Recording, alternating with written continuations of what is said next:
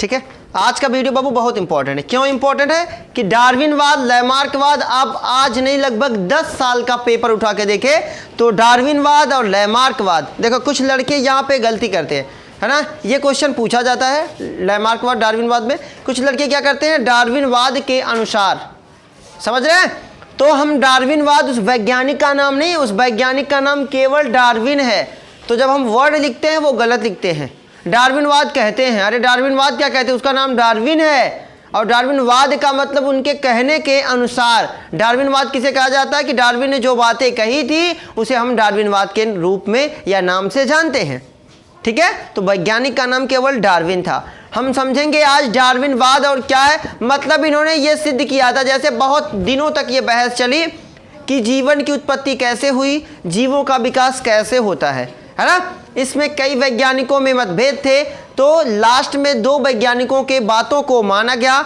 एक थे डार्विन और एक थे लैमार्क।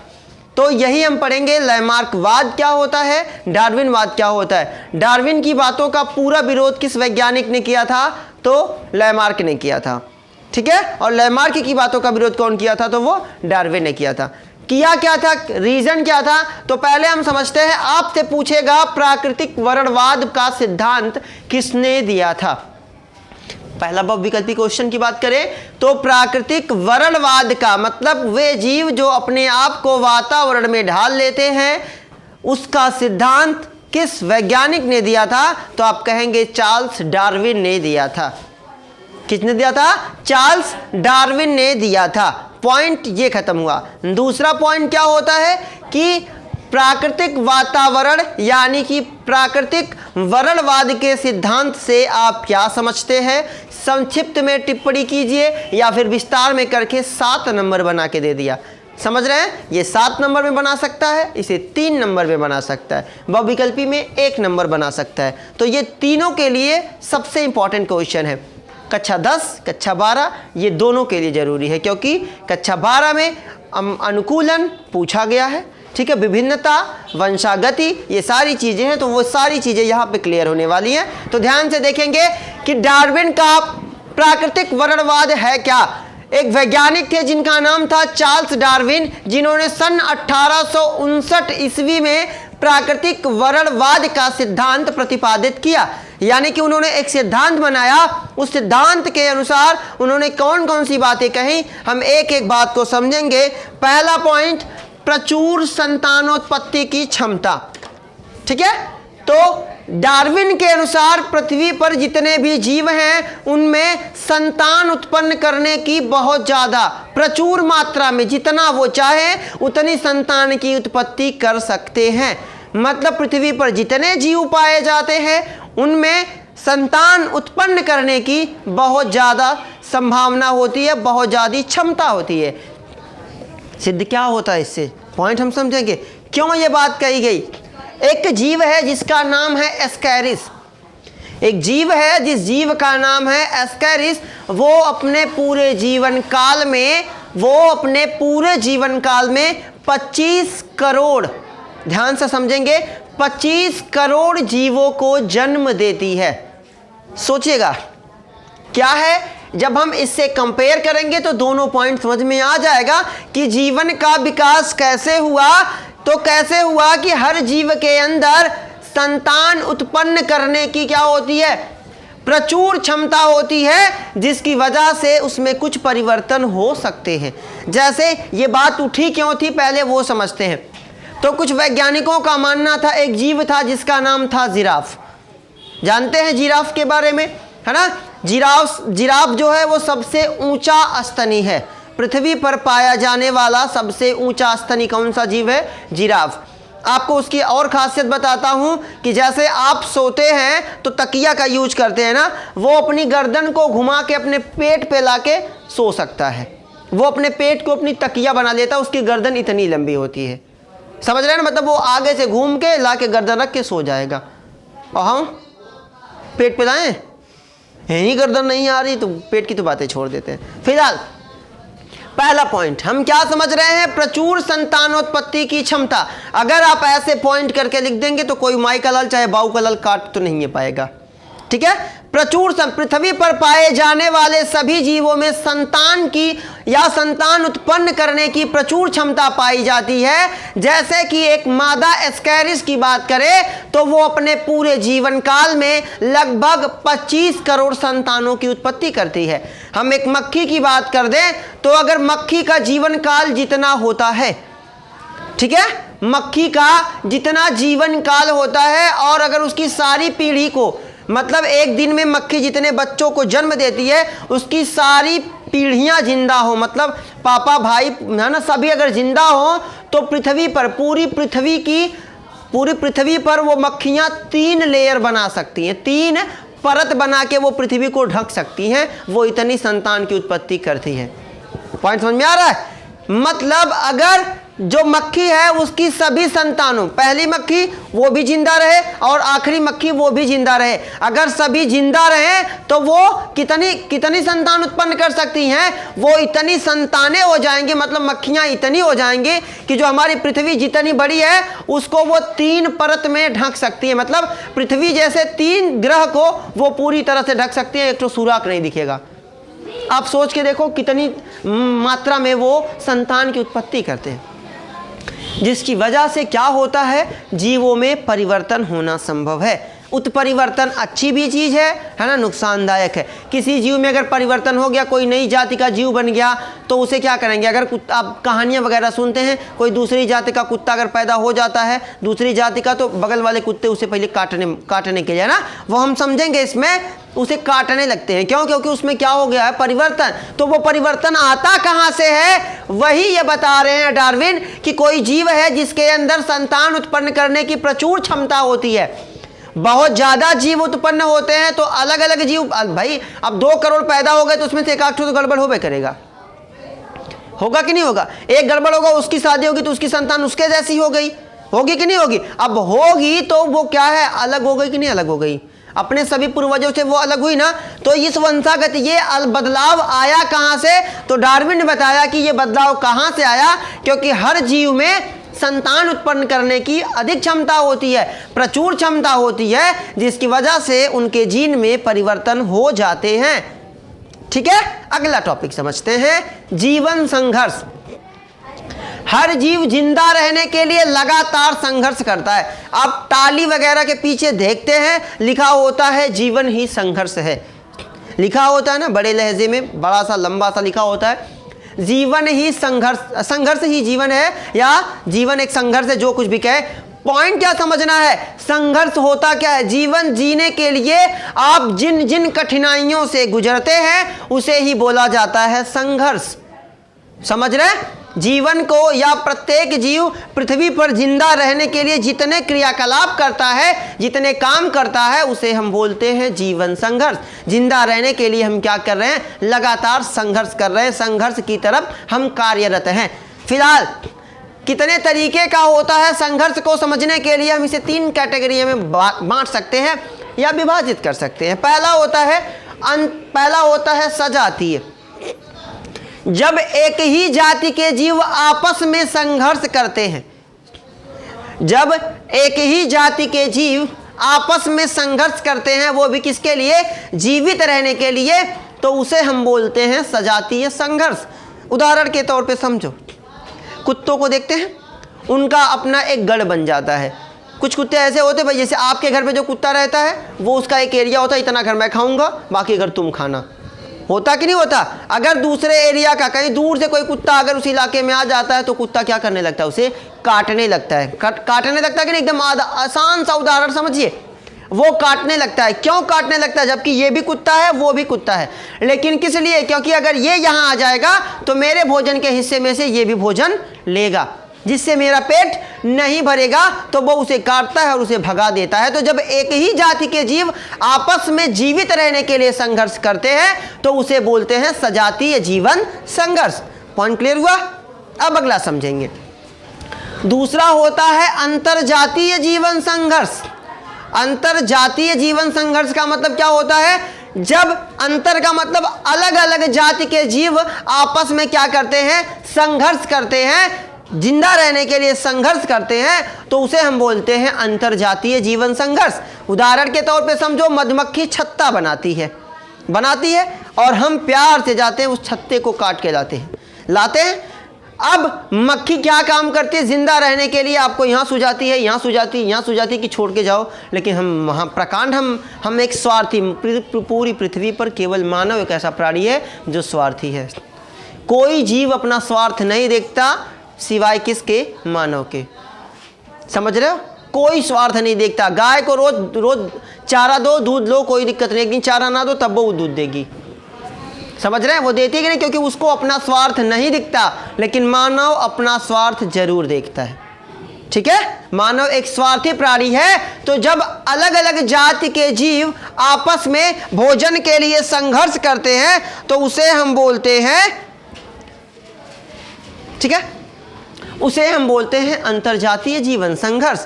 जैसे एक ही भोजन है, कोई एक प्लेट में खाना रखा हुआ है, बड़ा सा भगौना में रख दिया गया खाना, इधर कुत्ता भी बैठा है, इधर इंसान बैठा है। एकदम आसान समझो। अब इंसान को भी भूख लगी है, कुत्ते को भूख लगी है। कुत्ते की जाति अलग है, मानव की जाति अलग है, लेकिन दोनों को चाहिए क्या? खाना। अब सोचो यहाँ क्या होगा? दोनों संघर्ष करेंगे कि नहीं करेंगे? कुत्ता भी चाहेगा मैं इसको काट के पहले मैं खाऊं, आदमी चाहेगा मैं इसे मार के पहले मैं खाऊं। चाहेगा कि नहीं चाहेगा? बिल्कुल। जब भोजन के लिए जीव, देखिए हम संघर्ष का मतलब क्या समझ रहे हैं? जीवन जिंदा, मतलब कोई जीव जीवित रहने के लिए जितनी भी क्रियाएं करता है उसे हम क्या बोलते हैं? उसे हम बोलते हैं जीवन संघर्ष। बोलते कि नहीं बोलते? तो यहाँ सजाति, जब एक ही जाति के जीव आपस में अभी ये पेपर वगैरह होता है, परीक्षा होती है, तो सभी लोग कंपटीशन, सभी लोग पेपर देने बैठते हैं। सबका लक्ष्य, एक वैकेंसी निकलती है या 10 वैकेंसी निकलती है, तो सबका एक वैकेंसी है, 10 लोग फॉर्म भरे हैं, तो 10 में 10 का वही सोच है ना। वो आपस में ही तो कंपटीशन कर रहे हैं, आपस में ही तो लड़ रहे हैं, आपस में ही तो संघर्ष कर रहे हैं कि मुझे ये वाली नौकरी मिल जाए। तो जब एक ही जाति के जीव आपस में संघर्ष करते हैं तो वो होता है सजातीय जीवन संघर्ष। लेकिन जब अलग अलग जाति के जीव आपस में संघर्ष करते हैं तो उसे बोलते हैं अंतरजातीय जीवन संघर्ष। जैसे कुत्ते का उदाहरण मैंने आपको समझाया, मनुष्य का समझाया, मधुमक्खी का समझाया, मनुष्य का समझाया। शेर, अगर शेर की बात, दो अलग अलग शेर है या दो शेर है, एक हिरण है, दोनों के बीच, जीवन के बीच क्या होता है? संघर्ष होता कि नहीं होता? भाई देखिए, शेर भी दौड़ाता है। आपको एक कहानी, एक मोटिवेशन पॉइंट बताता हूं कि शेर भी भागता है, हिरण भी भागता है। भागता कि नहीं भागता? जब शेर हिरण को दौड़ाता है तो हमेशा ज़्यादातर केसेस में जीत किसकी होती है? जीत होती है हिरण की। क्यों होती है? क्योंकि जो शेर होता है वो जान लेने के लिए दौड़ता है और जो हिरण होता है वो जान बचाने के लिए दौड़ता है ना। तो एक अपने लक्ष्य को पाने के लिए दौड़ रहा है और एक अपनी जान बचाने के लिए दौड़ रहा है। इसकी वजह से वो जीत जाता है। समझ रहे हैं? और जब शेर दौड़ता तो उसका केवल एक ही टारगेट, उसका लक्ष्य एक ही होता है कि मैं इसे कैसे पकड़ लूँ। और जो हिरण होता है उसका एक लक्ष्य होता है कि मैं कैसे इससे बच जाऊँ। इसीलिए हिरण कभी सीधा नहीं भागता, वो हमेशा घूम के भागता है, वो शेर को थकाने की कोशिश करता है। समझ रहे हैं ना? आगे हम समझेंगे कि अंतरजातीय संघर्ष क्या होता है। तो जब अलग अलग जाति के जीव आपस में संघर्ष करते हैं उसे हम बोलते हैं अंतरजाति। एक ही जाति के जीव आपस में संघर्ष करते हैं उसे हम बोलते हैं सजातीय। पॉइंट क्लियर हो रहा है? अगला टॉपिक समझते हैं, वातावरणीय जीवन संघर्ष। चलिए, हम अपनी जाति के जीवों से लड़ लिए, दूसरी जाति के जीवों से लड़ लिए, लेकिन वातावरण, जो वातावरण से हम लड़ाई लड़ते हैं, जैसे ही ठंडी आ जाती है भैया, मोटा मोटा एकदम यहाँ से स्वेटर मोटा मोटा पहनने लगते हैं। हम वातावरण से क्या कर रहे हैं? लड़ रहे हैं ना, जिंदा रहने के लिए। जो नहीं लड़ता वो गायब है ना भाई। हमें इस डार्विनवाद, लैमार्कवाद में यही सीखना है कि कौन सा जीव पृथ्वी पर बना रहेगा। तो हर जीव बने रहने के लिए ही तो संघर्ष कर रहा है। अरे भाई, सजाति में भोजन आपको चाहिए, एक ही जाति के जीव लड़ रहे हैं, किस लिए? ताकि वो जीवित रह सके, अपनी अगली पीढ़ी को पैदा कर सके, अगली पीढ़ी को जन्म दे सके। दूसरा अंतरजातीय, वो भी चाहता है, दूसरा जीव भी चाहता है कि मैं बच जाऊँ, ये भले खत्म हो जाए। कुत्ते चाहते हैं कि कुल मानव खत्म हो जाए, मानव चाहते हैं कुल कुत्ते खत्म हो जाए, है ना। मच्छर चाहते हैं कुल मानव बचे रहें ताकि हम लोग खून पिए, और मानव चाहता है कि कुल मच्छर गायब हो जाए। तो ये क्या है? अलग अलग जाति के जीव एक दूसरे से कनेक्टेड तो है, लेकिन वो क्या कर रहे हैं? लगातार संघर्ष कर रहे हैं। तीसरा है वातावरणीय संघर्ष। वातावरणीय संघर्ष में क्या होता है कि कभी कभी या जीवों को क्या करना पड़ता है, वातावरणीय संघर्ष से भी गुजरना पड़ता है। जैसे बाढ़ आ जाती है ना, बाढ़ से हम गुजरते हैं, बहुत ज़्यादा बरसात होती है, वर्षा होती है, वर्षा से हम संघर्ष करते हैं, बहुत ज़्यादा ठंडी पड़ती है तो हम ठंडी से संघर्ष करते हैं, और बहुत ज़्यादा गर्मी पड़ जाती है तो गर्मी से हम संघर्ष करते हैं। हम लगातार क्या करते हैं, ये संघर्ष हम करते क्यों हैं, ताकि हमारा अस्तित्व पृथ्वी पर बना रहे। पॉइंट क्लियर हो गया। तो संघर्ष कितने तरीके का हो गया, 3 तरीके का, सजातीय, अंतरजातीय और वातावरणीय। अगला टॉपिक समझते हैं, विभिन्नताएं एवं वंशागति। क्या होता है विभिन्नताएं और वंशागति, कि वातावरण में जितने भी जीव पाए जाते हैं उनमें क्या पाई जाती है, विभिन्नताएं। और क्या देखो, विभिन्नताएं का मतलब क्या होता है, एक ही जाति के, एक ही माता पिता के कई संतानें, एक ही माता पिता की कई संतानें आपस में क्या होती हैं, अलग अलग होती हैं, जिसे हम क्या बोलते हैं, विभिन्नता बोलते हैं। वंशागति, माता पिता से जो प्राप्त लक्षण होते हैं वो ही अगली पीढ़ी में जाते हैं। तो आनुवांशिक लक्षण या उन लक्षणों का एक पीढ़ी से दूसरी पीढ़ी में स्थानांतरित होना क्या कहलाता है, वंशागति कहलाता है। तो प्रत्येक जीव क्या करना चाहता है भाई, देखिए हमें यहाँ समझना क्या है, हम समझ रहे हैं कि प्रत्येक जीव वातावरण में जिंदा कैसे रहता है। तो सजातीय संघर्ष करके, अंतरजातीय संघर्ष करके, वातावरणीय संघर्ष करके, है ना, प्रचुर मात्रा में संतान की उत्पत्ति करके। अगला टॉपिक है विभिन्नता एवं वंशागति की वजह से। अब देखते हैं, मैं आपको समझाऊं दूसरा उदाहरण, कि आप देखते हैं वातावरण में जो जीव होते हैं, या बेसिकली समझिए कि अब जो नई जनरेशन के जो लड़के, आपको ABCD कब आई, आपको काका गागा कब आया, लेकिन अब जो नई जाति के जो लड़के हैं उन देखिए वो आपसे कहीं ज़्यादा मॉडर्न है कि नहीं है। क्यों, क्योंकि उनमें क्या हो रहा है, विभिन्नताएं हो रही हैं और वंशागति, उनमें नए नए तरह के जीन बन रहे हैं और उनमें नए नए तरीके की विभिन्नताएं, नए नए गुण अपने आप बन रहे हैं। जीन में परिवर्तन, उत्परिवर्तन, म्यूटेशन हमने पढ़ा हुआ है। तो किसी जीव के जीन में अचानक हुआ परिवर्तन क्या कहलाता था, उत्परिवर्तन। मैंने आपको बताया उत्परिवर्तन का लाभ भी होता है तो उत्परिवर्तन का नुकसान भी होता है। लाभ समझ लेते हैं, नुकसान समझ लेते हैं।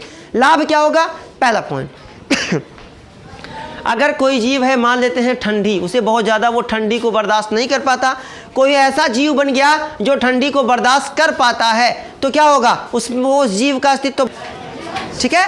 तो क्या हुआ फिर, समझते कि वे जीव, देखिए विभिन्नताएं और वंशागति वो भी जरूरी है। प्रत्येक जीव को क्या करना है, अगर अस्तित्व में रहना है तो पहली चीज, जैसे मानव को माना जाता है कि ये एक वातावरणीय प्राणी है, आवाज़ बिल्कुल न करना, ठीक है। मानव को माना जाता है कि ये एक वातावरणीय प्राणी है, मतलब ये अपने आप को वातावरण के अनुसार ढाल सकता है। लैमार्कवाद, डार्विनवाद में हम वही पढ़ेंगे कि वही जीव अस्तित्व में बने रहेंगे जो अपने आप को वातावरण के हिसाब से ढाल पाएंगे। तो ढालेंगे कौन, जिनके अंदर उनके माता पिता के लक्षण आएंगे और जिनमें कुछ ना कुछ परिवर्तन होगा। विभिन्नताएं, जो जीव होते हैं उनमें विभिन्नताएं आएंगी तो वो वातावरण के प्रति अनुकूलित बनेंगे। मान लेते हैं अगर हमारे माता पिता वातावरण के अनुकूलित नहीं थे तो हमारे अंदर कोई उत्परिवर्तन हुआ, कोई बदलाव हुआ तो हम वातावरण के अनुकूल बन गए, तो हमारा अस्तित्व बना रहेगा कि नहीं बना रहेगा। इसीलिए उत्परिवर्तन जरूरी है। और वंशागति, अगर माता पिता से हमें लक्षण ना मिलते, हमारे अंदर मान लेते हैं कुत्ता बिल्ली वाला लक्षण अगर आता, सपोज दैट आता, तो हम बताइए हम रह जाते, मानव जैसे हम रह जाते, तब हम भी जीभ निकाल के पानी पीते कि नहीं पीते। तो वंशागति भी जरूरी है। अगला टॉपिक क्या है भाई, प्राकृतिक चयन। प्राकृतिक चयन क्या है, ये वेरी इंपॉर्टेंट टॉपिक, इसी की वजह से इसका नाम पड़ा है प्राकृतिक वर्णवाद। समझ रहे हैं, प्राकृतिक वर्णवाद, वातावरण में वही जीव बना रहेगा, ठीक है, वातावरण में वही जीव बना रहेगा जो जीवन संघर्ष करने में सफल हो पाएगा। शेर है, हिरण है, अगर मान लेते हैं शेर जीत गया, भाई शेर दौड़ा रहा है ना उसको, हिरण को, अगर शेर क्या करेगा, हिरण को मार देगा तो हिरण का काम खत्म हुआ कि नहीं हुआ। वो जंग को क्या, वो जंग को हार गया, वो संघर्ष नहीं कर पाया। तो प्राकृतिक चयन वही बात बताता है, डार्विन का प्राकृतिक वर्णवाद मेन टॉपिक यही है। प्राकृतिक वर्णवाद इसी के नाम पे पड़ा, प्राकृतिक चयन। वो जीव जो जीवन संघर्ष में सफल नहीं होते उनका अस्तित्व समाप्त हो जाता है, और वे जीव जो वातावरण में अपने आप को ढाल लेते हैं या जो जीवन संघर्ष कर लेते हैं वो बचे रह जाते हैं। गांव में समझो, बुजुर्ग होते हैं, सबके गांव में बुजुर्ग होते हैं, 2 4 10 होते हैं, तो वो लोग जो ठंडी को झेल लेते हैं, जो संघर्ष कर लेते हैं, वो बच जाते हैं, और जो नहीं उनकी तरह ही हो जाती है। एकदम आसान लहजे में समझो, हो जाती कि नहीं हो जाती। तो जो जीवन संघर्ष, वातावरण में वही जीव बना रहेगा जो जीवन संघर्ष कर ले, और वह जीव जो जीवन संघर्ष नहीं कर पाएगा उसका अस्तित्व क्या हो जाएगा, समाप्त हो जाएगा। इसी पॉइंट की वजह से इसका नाम पड़ा था डार्विन का प्राकृतिक वर्णवाद। अगला टॉपिक, नई जातियों की उत्पत्ति। नई जातियां बहुत जरूरी है। क्यों जरूरी है? अगर नई जातियां उत्पन्न नहीं होंगी, सपोज दैट मान लेते हैं नई जातियां उत्पन्न नहीं होंगी, तो वही अगर मान लो सब हर आदमी का शक्ल एक ही जैसा, एक को बुलाऊंगा, हऊ अलाओ, सबकी एक शक्ल होगी, तो पता चले दूसरे की मम्मी के साथ दूसरे का लड़का जा रहा है। सोच के देखो कैसा लगेगा, अब महसूस करो, है ना, कि वातावरण में क्या है, वातावरण में नई जातियों की उत्पत्ति होना भी क्या है भैया, बहुत जरूरी है। क्यों जरूरी है? ठीक है, देखिए वातावरणीय दशाओं की वजह से, संघर्ष की वजह से। जैसे मैं आपको एक कहानी बता रहा हूँ, शेर के बारे में बता रहा हूँ। शेर में और शेरनी में सबसे ज़्यादा दुर्भाग्य वाला अगर कोई जीव है तो वो होती है शेरनी। मैं क्यों समझा रहा हूँ? क्योंकि ये लास्ट वाला पॉइंट आप उसी से समझ जाओगे। समझ रहे हैं? क्योंकि अगर एक जंगल में, आप जानते हैं जंगल में केवल एक ही शेर रह सकता है, ठीक है, और अगर बाहर से कोई शेर आता है तो उसकी लड़ाई किससे होती है? शेर से होती है। किससे होती है? शेर। और आपको बता दूं शेर सबसे ज्यादा काहिल जीव होता है। शिकार 95% तक केवल कौन करता है? शेरनी करती है, शेर केवल खाता है। ये गलत बातें हैं कि शेर शिकार करता है, शेर शिकार नहीं करता, शिकार कौन करता है?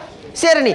जिस प्रकार से नर मच्छर नहीं काटता, केवल मादा मच्छर काटती है, ठीक उसी प्रकार से शिकार हमेशा कौन करती है? शेरनी करती है, शेर शिकार नहीं करता। हाँ, इन मतलब कभी कभार केसेस में हो जाता है। अब केचुआ को मारना और सर्प को मारना तो ना मार पाएगा, मारता है, लेकिन वो थोड़ा सा काहिल टाइप का आदमी होता है, मतलब जीव होता है ना, आदमी तो बन नहीं करेगा। आगे बात करते हैं, है ना। तो क्या होता है उनमें, होता क्या है, उनका वातावरण कैसा होता है कि जब बाहर से कोई शेर आता है और अगर वो शेर दोनों झगड़ा करते हैं, और जो शेर जंगल में पहले से रह रहा था अगर वो हार जाता है, तो जो बाहर से आया हुआ शेर होता है तो सबसे पहले किसे मारता है? उस शेर के सभी बच्चे को, जिसे हम शावक के नाम से जानते हैं। अगर उस शेर के जितने भी बच्चे होते हैं, बाहर से आया हुआ शेर सबसे पहले उन शेर के बच्चों को मारता है। उसके बाद फिर क्या होगा? मरा किसका बच्चा? शेरनी का। अब बाद में वो शेर वापस आएगा, कुछ खा पी के मजबूत बन के वापस, अगर जब वो आएगा तो वो किसको मारेगा? अगर वो शेर से लड़ेगा तो फिर वापस आएगा तो वो किसको मारेगा? फिर शेर के बच्चे को मारेगा। मरा किसका बच्चा? इस शेरनी का। तो मतलब हमेशा बच्चा मरता किसका है? शेरनी का।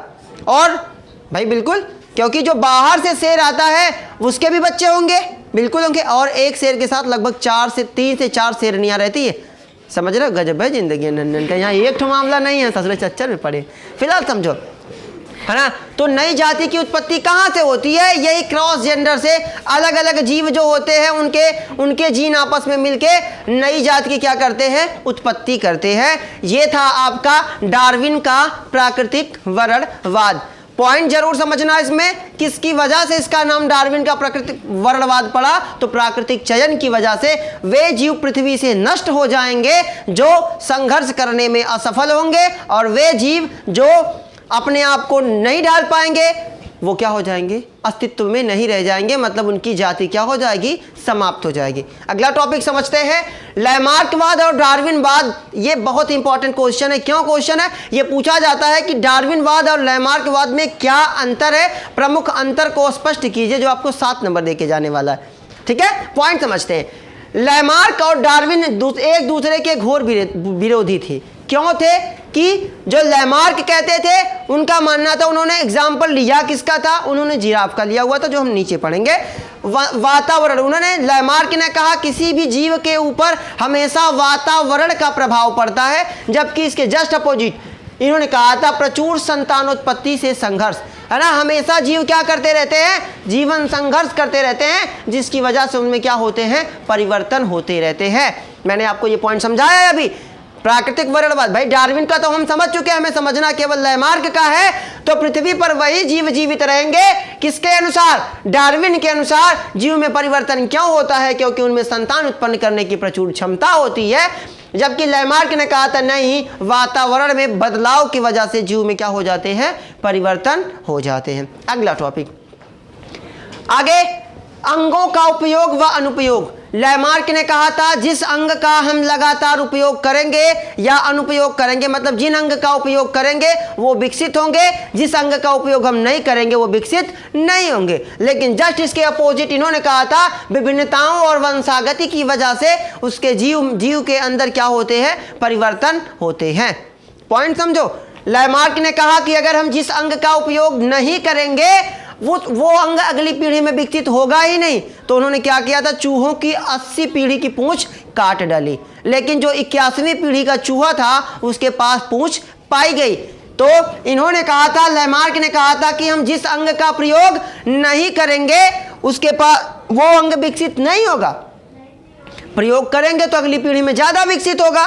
तो डार्विन ने कहा भाई अगर ऐसा था तो जिन चूहों की मैंने पूंछ काटी उनके पास तो पूंछ थी ही नहीं भाई। 80 पीढ़ी के पास तो पूंछ नहीं थी, तो जो 81वीं पीढ़ी का चूहा था उसके पास पूंछ कहां से आ गई। तो ये इनकी बातें क्या हो गई, गलत हो गई। उन्होंने कहा नहीं, जो जीव के अंदर किसी अंग को उपयोग करने ना करने से कोई मतलब नहीं है, उसमें चेंजेस कहां से आते हैं, तो विभिन्नताओं और वंशागति की वजह से आते हैं।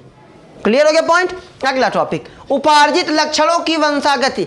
अब कह रहे हैं कि जो पूर्वजों में जो लक्षण हमारे पास आते हैं, वो हमारे पूर्वज के पास पहले से अर्जित रहते हैं, उपार्जित इकट्ठा रहते हैं, जिसकी वजह से वो हम तक आते हैं या नई पीढ़ी में जाते हैं।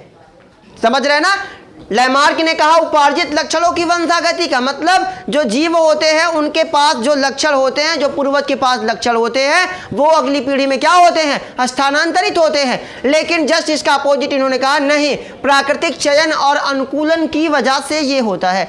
मतलब वे जीव अपने आप को वातावरण में ढालना चाहता है, जिसकी वजह से उसके शरीर में परिवर्तन होते हैं और वो लक्षण अगली पीढ़ी में जाते हैं। समझ गए। जैसे मैं अगर किसी जगह से होके आऊँ, मान लेते हैं मैं किसी जगह से होके आऊँ, मैं बताऊँ वहाँ बहुत ज़्यादा ठंडी है, तो आप मेरी बात मानेंगे और अगर आपको भी वही जाना है तो आप यहाँ से स्वेटर लेके जाएंगे कि नहीं जाएंगे। तो लेकिन इन्होंने कहा था नहीं भैया, ठंडी वहाँ एकदम पड़बे करती, भैया हो सकता है गर्मी का महीना आया हो। जब हम नहीं जानेंगे इतुक ताल वाली बात की जो हमारे अंदर जो लक्षण आते हैं वो पूर्वजों के पास इकट्ठा होते हैं और हमारे पास आ जाते हैं। इन्होंने कहा कि नहीं, अगर मैं जैसे मान लेते पूर्वजों के पास जो लक्षण थे, अगर मेरे अंदर कोई बदलाव हुआ तो इसका मतलब ये नहीं कि मेरे पूर्वज के पास भी वो बदलाव था, नहीं, इसकी वजह से क्या हो सकता है कि वातावरण की वजह से ये परिवर्तन मेरे अंदर हो सकते हैं। समझ गए ना बात को। अगला टॉपिक समझो, ये इंपॉर्टेंट है, ये समझना। इन्होंने एग्जाम्पल किसका लिया हुआ था, जिराफ का लिया हुआ था। डार्विन का कहना कुछ और था, लैमार्क का कहना कुछ और था।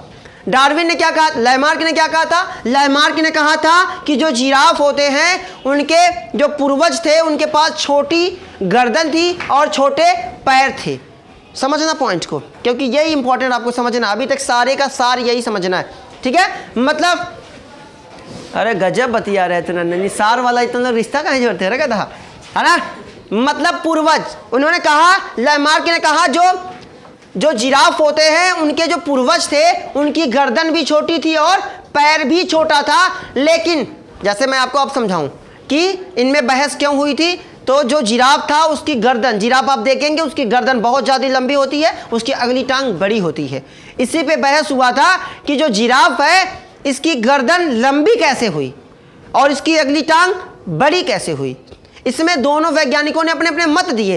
तो पहले लैमार्क ने कहा कि जो इसके पूर्वज थे, जिराफ है, इसके जो पूर्वज थे उनके पास गर्दन कैसी थी, छोटी, पैर कैसा था, छोटा।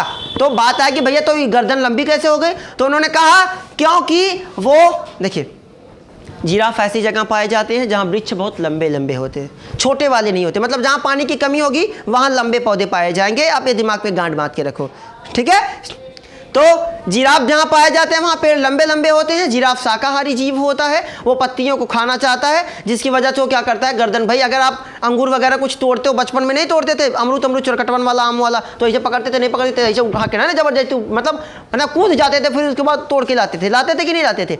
तो इन्होंने कहा, लैमार्क ने कहा कि जो पूर्वज थे उनके पास गर्दन और पैर दोनों छोटे छोटे थे। तो डार्विन ने कहा तो बताओ उनकी गर्दनवा लंबी कैसे हो गई? तो उन्होंने कहा भाई गर्दन लंबी क्यों हुई? क्योंकि वो क्या करते थे, पत्ती को पाने के लिए गर्दनवा इसी से हमेशा उठाते थे, अगला पैर उठाते थे। भाई कुत्ता जैसे अगर आप ऐसे रहेंगे तो पाने के लिए ऐसे पैर उठाएंगे ना। तो उन्होंने कहा कि वो अपना अगला पैर ज़्यादा उठाते थे और गर्दन को ज़्यादा उठाते थे, जिसकी वजह से उनकी पेशियों में क्या होता था, खिंचाव होता था। इसकी वजह से उसकी अगली पीढ़ी में क्या हो गया, अगली पीढ़ी में क्या हुआ, जो गर्दन थी वो थोड़ी सी लंबी आई, अगला पैर थोड़ा सा क्या हुआ, बड़ा हुआ। आगे समझो। फिर इसके विरोध में डार्विन ने क्या कहा कि ऊंचाई वाली गर्दन और लंबाई में क्या थी, भिन्नता थी। उन्होंने कहा बिल्कुल नहीं। इन्होंने कहा बिल्कुल ऐसा कुछ नहीं। जिराफ जो थे उसमें लंबी गर्दन वाले भी जिराफ पाए गए थे और छोटी गर्दन वाले भी जिराफ पाए गए थे। समझ रहे हैं? इन्होंने क्या कहा कि भाई गर्दन और पैर दोनों छोटे छोटे थे, जिसकी वजह से वो पत्ती को खाने के लिए अगला पैर और गर्दन का इस्तेमाल करते थे, जिसकी वजह से उनकी गर्दन क्या हो गई, अगली पीढ़ी में लंबी हो गई, अगला पैर क्या हो गया, लंबा हो गया। तो डार्विन ने कहा भाई ऐसा कुछ नहीं होता। उसमें ऊंचाई वाले कुछ ऐसे जिराफ थे जिनकी गर्दन कैसी थी, लंबी थी, है ना, और पैर अगले क्या थे, लंबे थे। कुछ ऐसे थे जिनकी गर्दन छोटी थी, कुछ ऐसे थे जिनके पैर भी छोटे थे। अगला पॉइंट समझो। फिर लैमार्क ने कहा कि अगली टांग व गर्दन खिंचाव से अगली पीढ़ी में क्या हुआ, विकास हुआ। उन्होंने कहा कि जो जिराफ थे इनकी जो पीढ़ी थी वो ज़्यादा से ज़्यादा अगली टांग का प्रयोग करते थे। दूसरा पॉइंट समझ रहे हो ना? इन्होंने क्या कहा, प्रचुर संतानोत्पत्ति की क्षमता। मतलब अब इनकी संतान जो आई होगी उसमें क्या हुआ होगा, नया जीव जो आया होगा, तो भाई ऊंचाई वाले की गर्दन कैसी होगी, ऊंची, और जो छोटा वाला होगा उसकी गर्दन कैसी होगी, छोटी। लेकिन उन्होंने कहा था भाई दोनों छोटे छोटे थे, लेकिन वो ज़्यादा पेशियों का इस्तेमाल करते थे, जिसकी वजह से जो संतान थी उसमें क्या थी, लंबा, है ना। यहाँ देखो दूसरा पॉइंट, अंगों का उपयोग अनुपयोग से। तो इधर देखो, वो अपनी अगली टांग का ज़्यादा इस्तेमाल करते थे, उपयोग कर रहे हैं ना, और गर्दन का क्या करते थे, ज़्यादा उपयोग करते थे, है ना, जिसकी वजह से उनकी अगली पीढ़ी में लंबी टांग वाले जिराफ पैदा हुए, लंबी गर्दन वाले जिराफ पैदा हुए। इन्होंने कहा ऐसा कुछ नहीं। इधर देखो, उन्होंने कहा कि छोटी गर्दन वाले, जो छोटी गर्दन वाले जिराफ थे, भाई खाना आपको जिंदा रहने के लिए क्या चाहिए, भोजन चाहिए ना, तो वो पत्ती, पेड़ की पत्तियों को पा ही नहीं पा रहे थे। मतलब वो पत्ती मिलबे नहीं करेगी तो खाएंगे क्या, और जब नहीं खाएंगे तो क्या हो जाएंगे, मर जाएंगे। भाई जीवन संघर्ष वो नहीं कर पा रहे, वो क्या हो जाएंगे, नष्ट हो जाएंगे। इन्होंने कहा कि छोटी गर्दन वाले क्या हो गए, नष्ट हो गए, क्योंकि वो पत्ती को नहीं पाते थे, वो पत्ती नहीं खा पाते थे, भोजन नहीं कर पाते थे, वो नष्ट हो गए। और बचे कौन, केवल लंबी गर्दन वाले, जिसकी वजह से आज लंबी गर्दन वाले जिराफ उत्पन्न हुए। पॉइंट समझ में आ रहा कि नहीं आ रहा? अगला टॉपिक समझो। अब इन्होंने कहा भैया कि अधिक उपयोग से आधुनिक। इन्होंने कहा कि जो जिराफ थे वो ज़्यादा से ज़्यादा अपने अगली टांग, अगले पैर का बहुत ज़्यादा इस्तेमाल करने की वजह से आज जो आधुनिक जिराफ को हम देखते हैं वो हमें इसकी वजह से प्राप्त हुए, क्योंकि वो बहुत ज़्यादा अपने अगली टांग और और गर्दन का इस्तेमाल करते थे, जिसकी वजह से आज हम जो जिराफ देखते हैं इसका ऐसे हुआ है ना, विकास हुआ। लेकिन अब डार्विन ने कहा ऐसा कुछ नहीं, लंबी गर्दन वाले जिराफों से ही आज के जिराफों का क्या हुआ है, विकास हुआ है। पॉइंट समझो, दोनों में बहुत ज़्यादा मतभेद था। क्यों था? इन्होंने कहा कि किसी जीव में जो परिवर्तन होता है, ये जो परिवर्तन हुआ है वो किसकी वजह से हुआ है, वातावरण। भैया सूखा पड़ गया, जो छोटी गर्दन वाले थे, क्योंकि इनकी गर्दन जो छोटी थी, पैर छोटा था, तो ये कुछ ऐसे ऐसे करते करते थे, जिसकी वजह से क्या हो गया, इनकी गर्दन में क्या हो गई, ज़्यादा खिंचाव हो गया, इसकी वजह से इनकी गर्दन क्या हो गई, लंबी हो गई। तो इसने कहा ना ऐसा कुछ नहीं है ना, इनमें संतान उत्पन्न करने की बहुत ज़्यादा क्षमता थी। बहुत ज़्यादा क्षमता का मतलब भाई क्या करते थे, अब ऊंचाई वाले थे, कुछ में ऊंचाई वाले भी थे, कुछ छोटे वाले भी थे, कुछ बड़े वाले भी थे। तो जो छोटे वाले थे वो पाते ही नहीं थे, है ना, तो बड़े वाले बहुत ज़्यादा संतान उत्पन्न कर दिए। भाई जब जो जिंदे नहीं रहेगा, छोटा वाला है ये नहीं, जिंदे नहीं है, नष्ट हो गया, है ना। तो जो बड़े वाले थे उनके पास क्या थी, बड़ी बड़ी गर्दन थी भैया, अपन खा के मार एकदम 16-17 ठे लगे हैं, तो ज़्यादा संतान उत्पन्न कर दिए। तो आज जो जिराफ हमें मिले हैं वो कैसे हैं, ऐसे ही संतान उत्पन्न हुए हैं। लेकिन दूसरा टॉपिक क्या है, इन्होंने कहा कि कुछ जीव हैं जो अंगों का ज़्यादा उपयोग करेंगे वो जीवित रहेंगे, वो अंग। भैया अगर बताओ, अब इनका सिद्धांत कहीं कहीं सही होता है। कैसे सही होता है, हमारे कान पहले बड़े बड़े, हमारे शरीर में नाक और कान एक ऐसे अंग है जो लगातार बढ़ते हैं। बाबा देखते हैं, बाबा कितना बड़ा बड़ा कान देखते हैं, नाक देखते हैं पूरी चौड़ी चौड़ी, कैसे हो रही है ना, वो डेवलप हो रहा है। इन फ्यूचर मैं आपको बताऊं लैमार्कवाद कहीं कहीं सिद्ध होगा, क्योंकि आप देखते पहले मनुष्य के पास पूंछ होती थी छोटी सी, गायब हो गई, क्योंकि उसका कोई इस्तेमाल ही नहीं है। है इस्तेमाल। गजब, आज रहता तो कितना मज़ा आता ना, ऐसा रहता अपन झाड़ू मार देते कितना मज़ा आता। सोच झाड़ुओं खराब नहीं होता।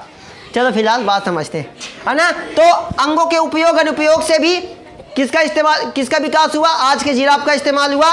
और इन्होंने कहा था नहीं, छोटी गर्दन वाले समाप्त हो गए, बड़ी गर्दन वाले थे, जिसकी वजह से आज बड़ी गर्दन वाले जिराफ का निर्माण हुआ या विकास हुआ। अगला पॉइंट इन्होंने कहा था कि जब हम किसी अंग का ज़्यादा इस्तेमाल नहीं करेंगे, है ना, जिस अंग का हम ज़्यादा उपयोग किया, क्योंकि उन्होंने अपने अगली टांग और गर्दन का ज़्यादा इस्तेमाल किया था, जिससे आज के जिराफ की उत्पत्ति हुई। जबकि इन्होंने कहा नहीं, केवल क्योंकि लंबी गर्दन वाले ही बचे थे, जिससे आज के आधुनिक जिराफ की उत्पत्ति हुई। पॉइंट समझ में आ गया? ये बहुत इंपॉर्टेंट है, इसको समझ लीजिएगा एकदम गहराई से, एकदम गांठ बांध लो, ये पक्का आने वाला है 210%। समझ रहे हैं? नहीं आया तो नाम बदल देना बेटा। Best of luck.